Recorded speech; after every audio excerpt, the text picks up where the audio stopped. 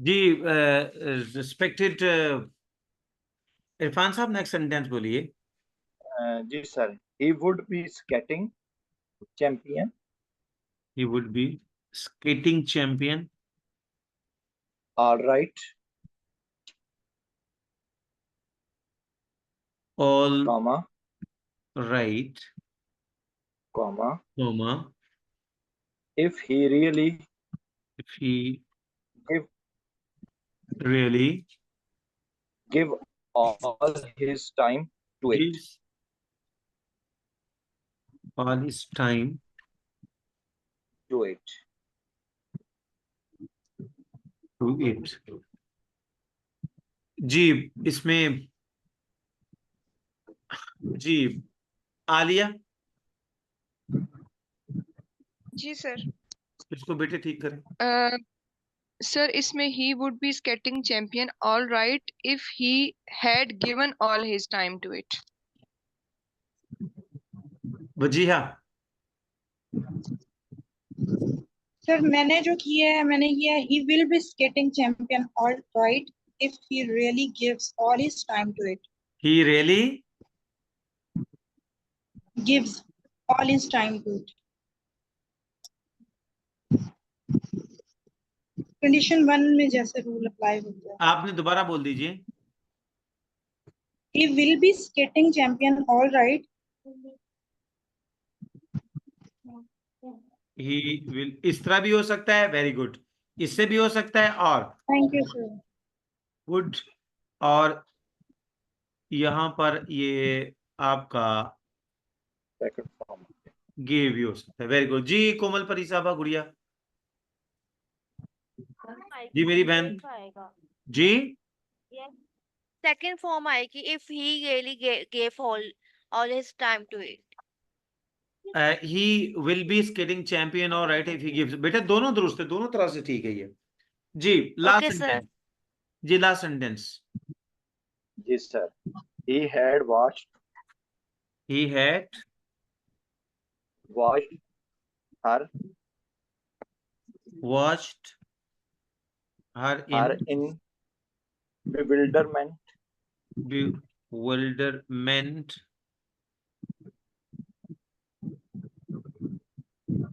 chill to bones. chill bewilderment का sir comma है ना, chill to bone, chill to bones, comma, as if, bewilderment में comma लगाया है मैंने sir, bones, yes sir, comma, as if touched, he had touched नहीं नहीं, as if touched by hand of death. जी नासर तफैल साहब। ये सर हेड प्लस टच्ड आएगा यहाँ पे, हेड टच्ड बाय जी जी ओके, हेड ऑफ सर। जी मेमूना अफजल साहबा, सॉरी सर। जी सर मैं बताऊं? जी जी प्लीज। सर जो बॉडी पार्ट्स हैं वो हमेशा आर्टिकल के साथ आते हैं, तो वेरी यहाँ गुड, पे ये पार्ट्स ऑफ बॉडी जो होते हैं वो हमेशा आर्टिकल के साथ आते हैं, आर्टिकल दा के साथ। ये देखिए मैंने क्यों ये रूल दिया, ताकि आपकी ये बात माइंड में बैठ जाए। पार्ट्स ऑफ बॉडी जो होते हैं बेटा ये हमेशा आर्टिकल दा के साथ आते हैं। आलिया जा साहब मैंने क्या कहा? सर आपने कहा है कि जो पार्ट्स ऑफ बॉडी होते हैं वो हमेशा आर्टिकल दा के साथ लिखा जाता है इनको, तो बाय आर्टिकल द दा के हैंड ऑफ डेथ होगा। जी क्लियर हो गया जी, that's okay, so thank you very much respected. अच्छा सर यहाँ पे पास्ट सब्जेंटिव क्यों नहीं यूज हुआ, क्योंकि एज इफ यूज हुआ है यहाँ पे भी। सेकंड फॉर्म तो लगी हुई है यहाँ पे, एज इफ, वो ठीक है, यहाँ पे सेकंड फॉर्म आ तो गई ये शेड, वो तो मसला ही कोई नहीं है। सर इसमें हमने एज इफ के साथ सेकंड फॉर्म स्पेसिफिकली नहीं पढ़ी थी, हमने पढ़ी थी वर लगाएंगे या हेड प्लस थर्ड फॉर्म लगाएंगे। मैं exactly I agree with you sir. आप देखें कि ये ऑलरेडी मैं कई दफा बता चुका हूँ, ठीक है। ये जो पार्ट्स ऑफ बॉडी के हवाले से एक्चुअली मैं आपसे ये पार्ट्स ऑफ बॉडी की करेक्शन चाह रहा था यहाँ पे। सर मैंने समझा था इसमें दो करेक्शंस होनी है। नहीं नहीं नहीं चिल सर, टू एक की फॉर्म्स आनी है। एक इरफान साहब आपने बात हमेशा ज़हन में रखनी है सर, कभी भी सेंटेंस में डबल करेक्शन नहीं आती। जी ठीक है सर। जी प्लीज। अब हमने बताइए जी, हमने लास्ट रूल कहां तक पढ़ा था? कैपिटलाइजेशन हमारा हो चुका है। कॉमा का हमने कहा सर 15 यहां तक पढ़ लिया हमने। सर कॉमा का हमने point number 3 with sentence adverb तक पढ़ा था। वो सर वो जी, विद सेंटेंस एडवर्ब आ गया। यानी सेंटेंस एडवर्ब क्या होता है कि वो एडवर्ब जो सेंटेंस के शुरू में हो और उसको सेंटेंस एडवर्ब को हमेशा कॉमा के साथ लिखते हैं। इज इट क्लियर जी? आगे आगे जी आपका सेंटेंस बुक 4 जी। उंजला आप पढ़िए जरा इसको। जी sir, between two qualitative adjectives, we हाँ जी। are clean. अच्छा बेटे, कॉमा देखें, जनरली क्या होता है? He is, we are clean and decent people, she is intelligent and hard working student. अच्छा बेटा, ये दोनों ही क्वालिटेटिव एडजेक्टिव्स है। अच्छा, जब हम एडजेक्टिव्स को क्लासिफाई करते हैं ना, हम उनको दो मेन ग्रोहों में तकसीम करते हैं। ऐसे एडजेक्टिव्स जो कि क्वालिटी को डिस्क्राइब करते हैं, ऐसे एडजेक्टिव जो कि क्लास को डिफाइन करते हैं। अच्छा, आप कैसे ये डिफाइन करेंगे कि आया कि आपका ये क्वालिटेटिव एडजेक्टिव है या क्लासिफाइंग एडजेक्टिव है? अब रेड कलर, अब रेड किसको शो करता है? ये क्लास को शो कर रहा है, कलर क्लास को शो कर रहा है। ठीक है। क्वालिटेटिव क्या होते हैं? वो जो किसी भी बंदे की क्वालिटी या डिसक्वालिटी को डिस्क्राइब करते हैं। बेटा आपका वो हर एडजेक्टिव क्वालिटेटिव होता है जिससे पहले वेरी या एक्सट्रीमली का वर्ड लग जाए। जिससे पहले वेरी या एक्सट्रीमली का वर्ड लग जाए, वो आपका एडजेक्टिव क्या होता है? वो क्वालिटेटिव एडजेक्टिव होता है। इकरा मैंने क्या बताया? सर आपने ये बताया है कि ये क्वालिटेटिव एडजेक्टिव्स को हम दो क्लासेस में करते हैं, एक क्वालिटी पे और एक क्लास डिफाइन करती है उसको। और ये जो क्वालिटी वाला होगा उसमें वेरी और एक्सट्रीमली का वर्ड उससे पहले आप आएगा देखें, मैं एडजेक्टिव कहता हूं से। डिसेंट, लगा के देखे very decent, is it? Intelligent क्या बनेगा? Very intelligent. Hard working, very hard Very working. hard. Clean, very clean, is it?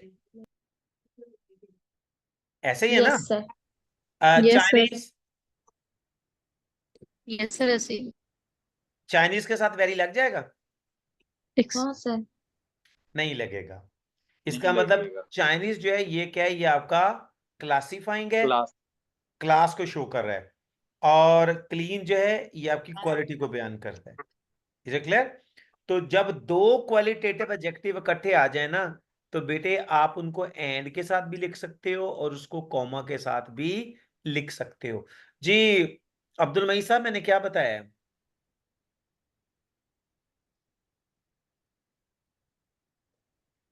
Faiza मैंने क्या बताया? आप बता दे बेटे।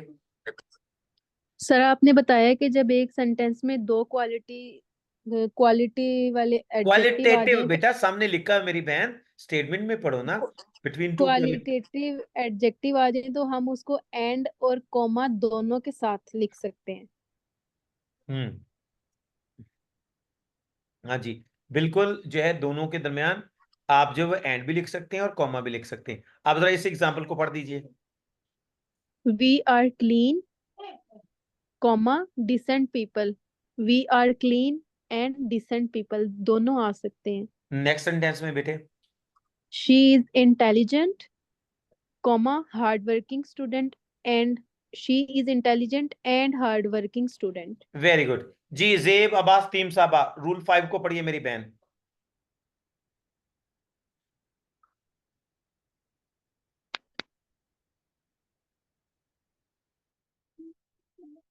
सर मैं पढ़ दूं? 5 को पढ़ना मेरी बहन। जी जी जी, शयान आप आ जाइए। To separate different kinds of things. I bought uniform, books, sir, uniform, comma, books and school bags for my son. तो सर यहाँ पे हमारे पास डिफरेंट थिंग्स हैं, तो उनको सेपरेट करने के लिए हमने कॉमा लगाया। यूनिफॉर्म एक डिफरेंट टाइप ऑफ थिंग थी तो कॉमा लगा दिया। फिर बुक्स है, लेकिन बुक्स के बाद हमारे पास शायद एक ही चीज थी, तो सर फिर इसको एंड के साथ जोड़ दिया है हमने, फॉर माई सन। जी ऐसा ही है सर? बिल्कुल ऐसे ही है। जी इरफान नईम साहब 6 रूल पे आ जाइए।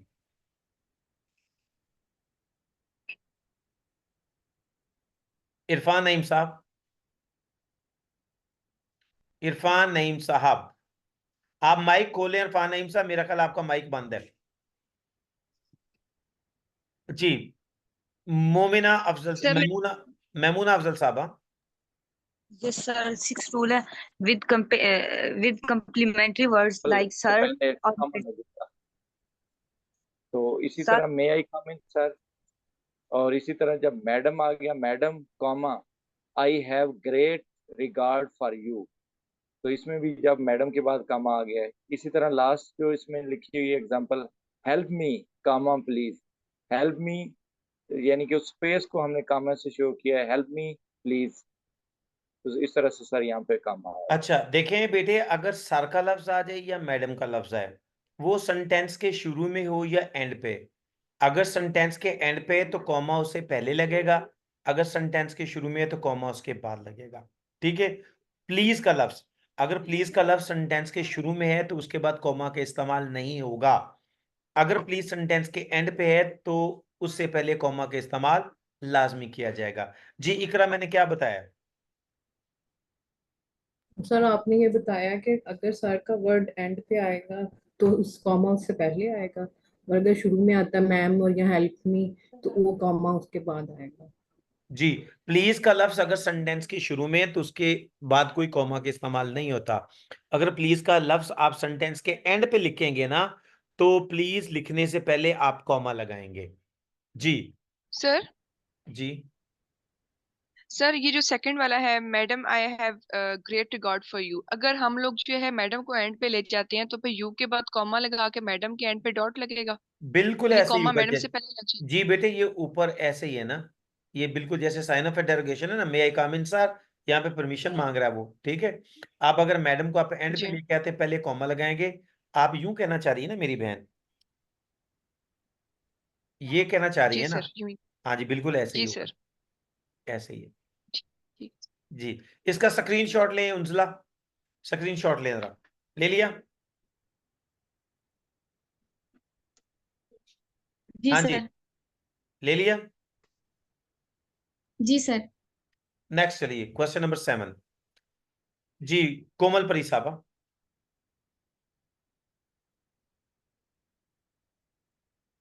इरफान नईम साहब।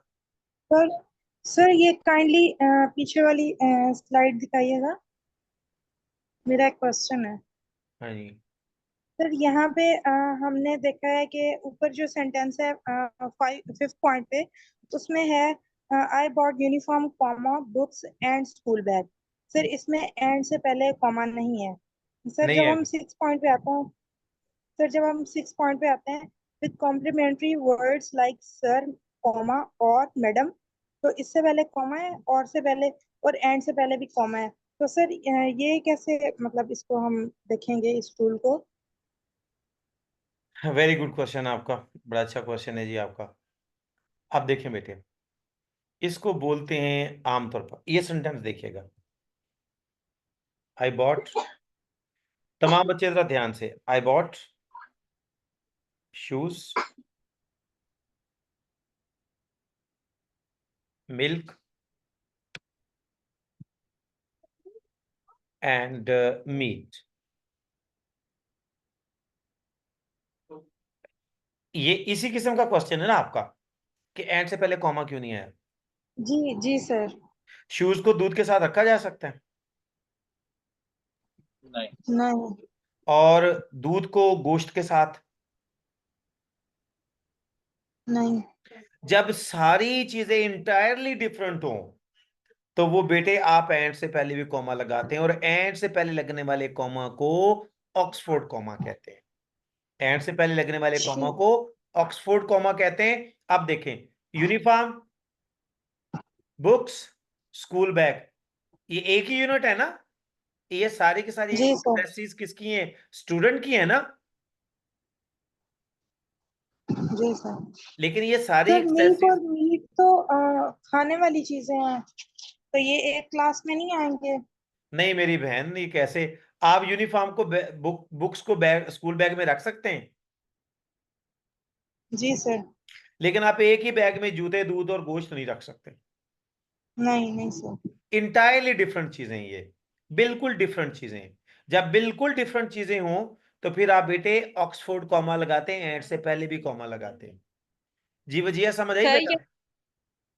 सर यहाँ ऑक्सफोर्ड लिख दें, हम स्क्रीनशॉट ले लेंगे ताकि हमें ये याद ऑलरेडी रह आ रहा है, जाए। आगे रूल आ रहा है, आगे रूल है शयान, ये आगे रूल है। वो तो वजिया के पूछने पे मैंने यहाँ पे एक्सप्लेन कर दिया, आगे है ये रूल। ओके जी सर, सर थैंक यू। ठीक है, थैंक यू सर। जी जी सर, इरफान नईम साहब प्लीज 7 पे आइए। जी सर। जी subordinating conjunctions in combination of comma, और इसमें जो फर्स्ट है if comma while comma when comma though comma although comma after comma as and comma etc, यानी कि इस तरह के जितने भी वर्ड्स होंगे उनके साथ हम कामा लगाएंगे। यानी जैसे फर्स्ट इफ अगर उन्होंने बेटे अगर इफ सेंटेंस के शुरू में है ना तो उसका कॉम्बिनेशन कॉमा के साथ बनता है, आफ्टर सेंटेंस के शुरू में है तो उसका कॉम्बिनेशन कॉमा के साथ बनेगा, व्हेन सेंटेंस के शुरू में है तो उसका कॉम्बिनेशन कॉमा के साथ बनेगा, व्हाइल सेंटेंस के शुरू में है तो उसका कॉम्बिनेशन कॉमा के साथ बनेगा, आल्दो सेंटेंस के शुरू में है तो उसका कॉम्बिनेशन कॉमा के साथ बनेगा। जी इरफान साहब बात समझ में आई आपके? जी सर समझ में आ गई कि इनका कॉम्बिनेशन कामा के साथ बनेगा, और जहाँ पे एज ए कंजंक्शन यूज होना है वहां पे कामा यूज होगा।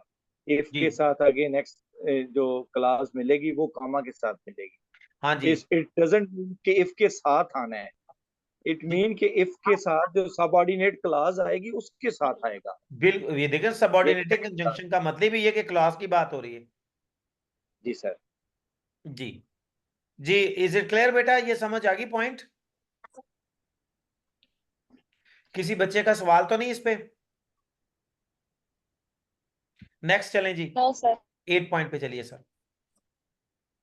जी sir, in combination of perfect gerund, in combination of perfect gerund, जैसे परफेक्ट जेरेंट हमने पहले भी पढ़ा था, हैविंग की सिचुएशन में होता है कि हैविंग के साथ थर्ड फॉर्म लगाएं तो वो परफेक्ट जेरेंट बन जाता है। बिल्कुल ऐसे ही है। तो having change the clothes comma he went to college, यानी कि जब भी परफेक्ट जेरेंट आएगा उसका कॉम्बिनेशन हमारा कामे के साथ ऑलवेज आना ही आना है। जी बिल्कुल ऐसे ही है।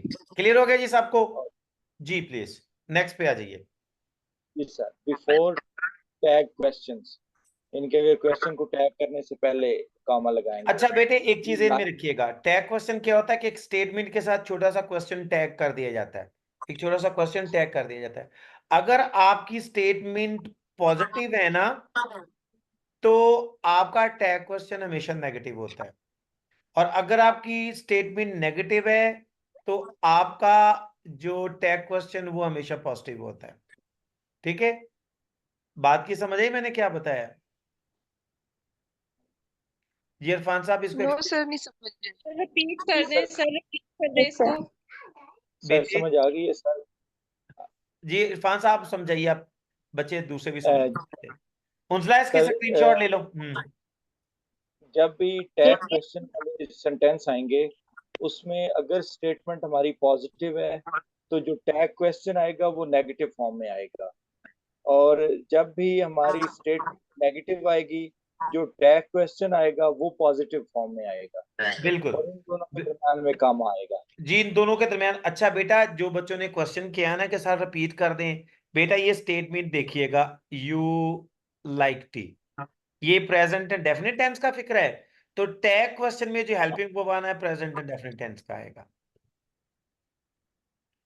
ठीक है, और अगर आ जाता है यू डिडंट, अगर हम इसको चेंज कर लेते हैं, यू डिडंट लाइक टी, तो इसका क्या टैग क्वेश्चन आ जाएगा?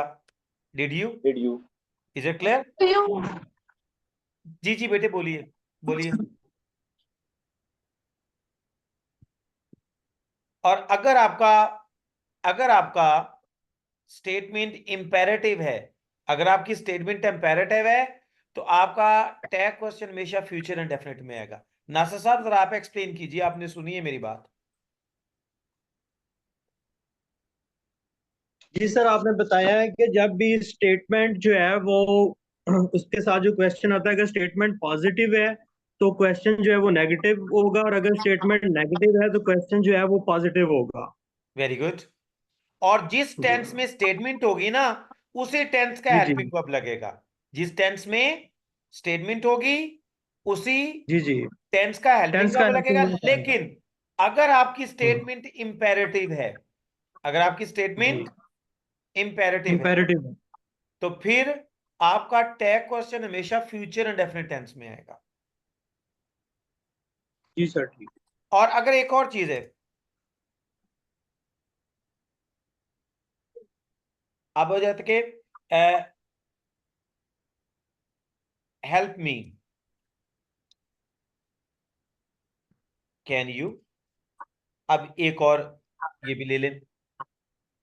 अब अगर आप देखिएगा, अगर आपकी इंपेरेटिव सेंटेंस की जो स्टेटमेंट पॉजिटिव है, तो आप टैग क्वेश्चन मॉडल प्रेजेंट में भी बना सकते हैं, कैन के साथ भी बना सकते हैं और मे के साथ भी बना सकते हैं। अगर आपकी स्टेटमेंट इंपेरेटिव में पॉजिटिव है तो आप टैग क्वेश्चन कैन के साथ भी बना सकते हैं, मे के साथ भी बना सकते हैं। और अगर आपके इंपेरेटिव की स्टेटमेंट नेगेटिव है तो आप उसको हमेशा टैग क्वेश्चन को फ्यूचर इंडेफिनिट टेंस में बनाएंगे। जी जरा बताइएगा नासिर तुफैल साहब, मैंने क्या बताया है? सर आपने ये बताया है कि अगर जिस स्टेटमेंट जो है, जिस सेंटेंस में स्टेटमेंट होगी हेल्पिंग वर्ब भी उसी के मुताबिक ही आएगा। लेकिन अगर स्टेटमेंट जो है वो इंपेरेटिव में है तो फिर उसका जो है ये क्या सर हम इसको कहेंगे, टैग क्वेश्चन। टैग क्वेश्चन जो है ये हम जो है वो मॉडल वर्ब जो है कैन और मे की सूरत में भी बना सकते हैं। कब मे लेकिन और अगर कैन ये यूज जो कर सकते हैं? आप मे और कैन कब यूज कर सकते हैं? मैं मे भी लिख देता हूं। इंपेरेटिव, आप कैन का और मे का इस्तेमाल कब कर सकते हैं सर? अगर आपके इंपेरेटिव की जो स्टेटमेंट है वो क्या आएगी? पॉजिटिव आएगी। और अगर इंपेरेटिव की स्टेटमेंट नेगेटिव होगी तो आप क्या करोगे? फिर आप उसका टैग क्वेश्चन हमेशा फ्यूचर इंडेफिनिट में बनाओगे। जी तो फैल साहब जरा एक्सप्लेन करिए इसको। जी सर, आपने सर ये बताया कि अगर जो है ये पॉजिटिव होगी स्टेटमेंट तो फिर हम जो है ये मॉडल जो है इंपेरेटिव जो है वो पॉजिटिव होगी तो फिर ये हम ये कैन और मे में जो है वो टैग बनाएंगे इसका। और अगर जो है ये होगी, sorry sir, negative Irfan, negative में तो फिर हम फ्यूचर इंडेफिनिट इंडेफिनिट में बिल्कुल बनाएंगे। ऐसे। इरफान नईम साहब जरा रिपीट कीजिए इस आइडिया को। जी सर, सर आपने इसमें हमें 3 थिंग्स बताई हैं। फर्स्ट ऑफ ऑल तो आपने हमें ये बताया है इसमें कि अगर इम्पेरेटिव होगा तो उसका जो आगे है टैग क्वेश्चन, वो अगर पॉजिटिव इम्पेरेटिव होगा तो वो कैन या मे में हमारा आएगा टैग बे क्वेश्चन। आ सकता है, और आ सकता है उसमें, आ कैन में सकता भी आ है, सकता है, मे भी आ सकता है, और विल के साथ भी आ सकता है। ठीक है, सही, यानी फ्यूचर फ्यूचर इंडेफिनिट में भी आ सकता तीनों में आ सकता है, तीनों में आ सकता है। लेकिन अगर आपकी इंपेरेटिव स्टेटमेंट नेगेटिव होगी तो फिर सिर्फ फ्यूचर आएगा। है, फिर सिर्फ फ्यूचर आएगा। उंजला मैंने क्या बताया, जरा बात को रिपीट कीजिए। सर आपने बताया है, ठीक है सर आपने कहा है कि जब भी हमारे पास स्टेटमेंट जो है इम्पेरेटिव होगी तो टैग क्वेश्चन हमेशा फ्यूचर में लगेगा। उसमें आपने कहा कि अगर इम्पेरेटिव स्टेटमेंट पॉजिटिव है तो जो क्वेश्चन है वो विल या कैन के साथ बना सकते हैं, हमारे पास ऑप्शन है। कैन के साथ भी लेकिन बन अगर सकता है, इम्पेरेटिव, मे के साथ भी बन सकता है, और विल के साथ भी बन सकता है। जी सर, और जी सर अगर इम्पेरेटिव क्वेश्चन जो है वो नेगेटिव है तो क्वेश्चन जो है सिर्फ और सिर्फ विल के साथ बनेगा। जी, इसके स्क्रीनशॉट ले लिया मेरी बहन। जी सर। जी नेक्स्ट रूल पे आ जाइए जी प्लीज। आलिया जा साहब। जी sir. The combination of fanboys. She requested, comma, and I answered. He did not work hard, comma, so he failed the test. He is corrupt politician, comma yet he is elected the president of Pakistan. जी sir अब नहीं देखो समझ आया बेटे fan boys क्या होता है। फैन बॉय से क्या मुराद है मेरे बच्चों, जरा देखिएगा, आप लिख लें। एफ से मुराद है फॉर, लिखिए जरा अपनी नोटबुक पे। एफ से मुराद है फॉर, ए से मुराद है एंड, एन से मुराद है नॉर, बी से मुराद है बट, ओ से मुराद है और, वाई से मुराद है येट, एस से मुराद है सो। अगर बेटा यानी आपका फैन बॉय से मुराद है फॉर एंड नॉर बट और येट सो, लिख लिया सब बच्चों ने? Yes sir. इसके साथ जो क्लॉज आती है वो जनरली किसके साथ आती है? कॉमा के साथ आती है।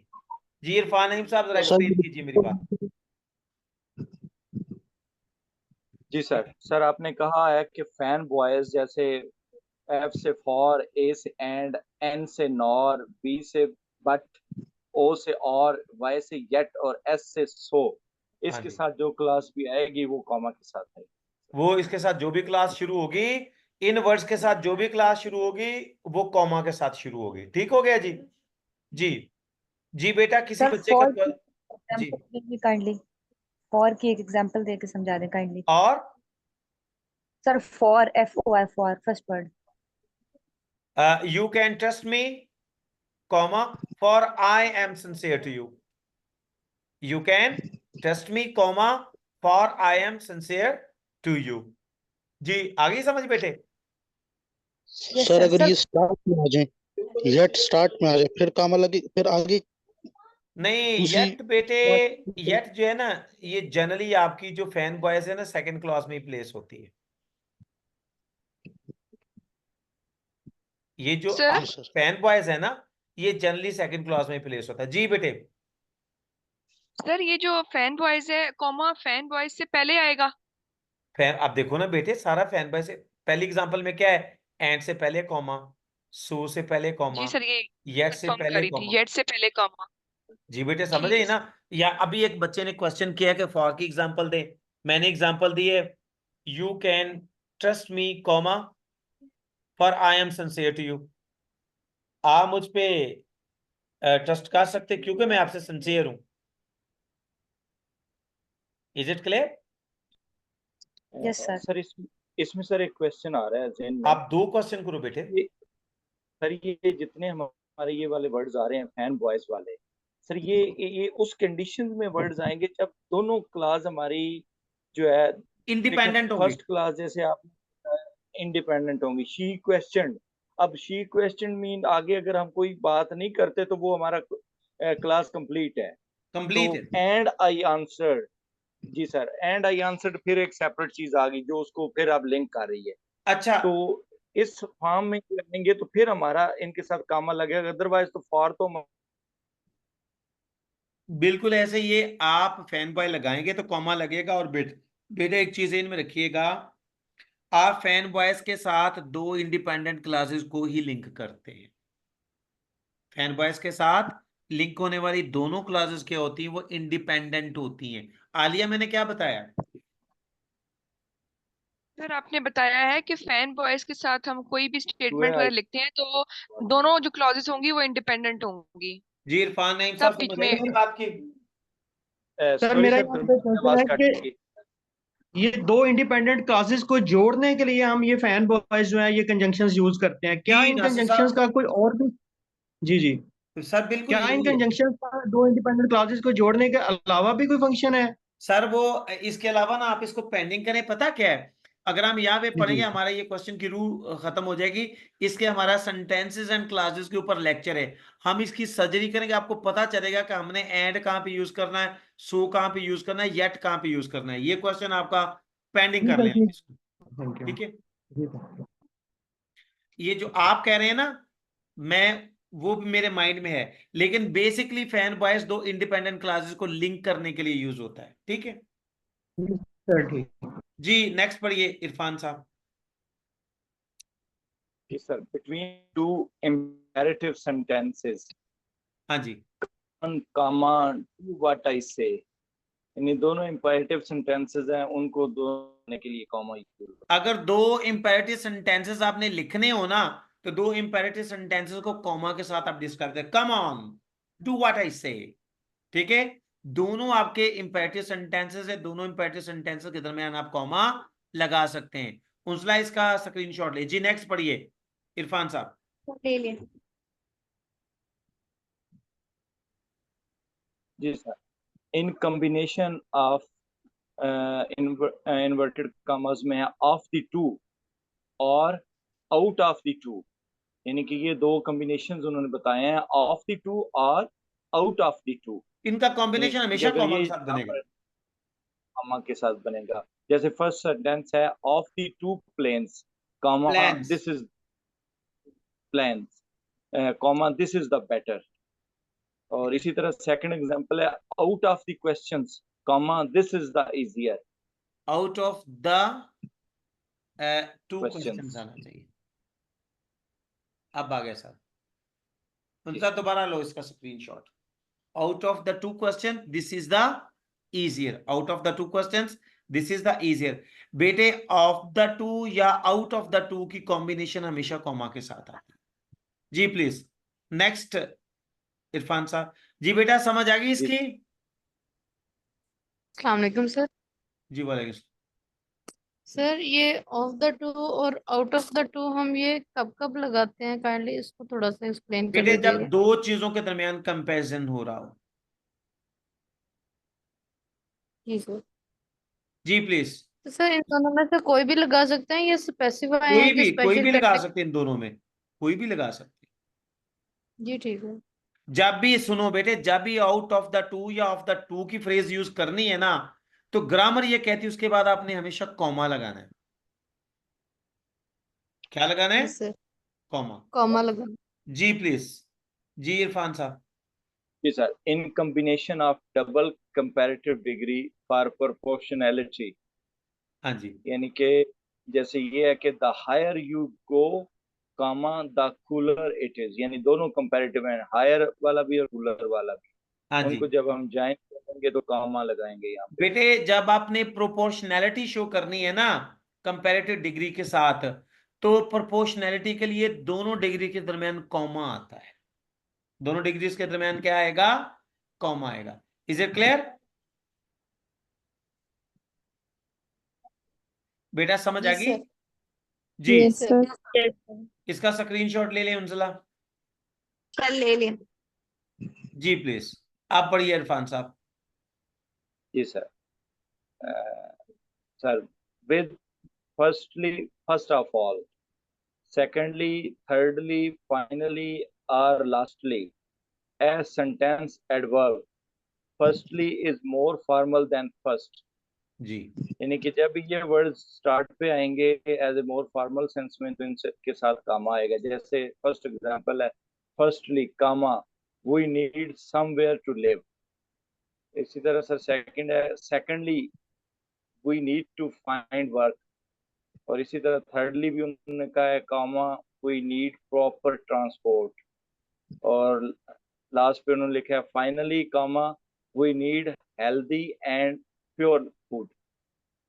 और इसी तरह आगे एग्जांपल में lastly comma we would like to thank our boss. यानी कि ये वर्ड्स जब स्टार्ट्स पे आएंगे, आई थिंक सो सर, यहाँ पे सारी एग्जांपल स्टार्ट्स की दी गई हैं। बिल्कुल स्टार्ट की पे दी है। अगर ये सर तो इनके साथ काम आएगा। जी बेटे सबको समझ आ गई इसकी? जी नेक्स्ट इरफान साहब 15। जी sir. In combination with as soon as in the beginning of the sentence, start पे लिखा हुआ है कि एज सून एज अगर बिगिनिंग में आ जाए सेंटेंस के, तो उसके साथ हम जो है वो कॉमा लगाएंगे। As soon as my mother saw me, comma she became happy. तो सेकंड में है as soon as we reached college, comma the peon rang the bell. जी इज इट क्लियर? जी सर। जी स्क्रीनशॉट ले लीजिए। जी सर प्लीज। ले जी सर। आगे 16। जी सर आज के लिए बहुत है। चलें ठीक हो गया जी। ओके जी 15 रूल तक जी। ओके जी अल्लाह हाफिज। ट्रांसलेशन जो है ना, रिस्पेक्टेड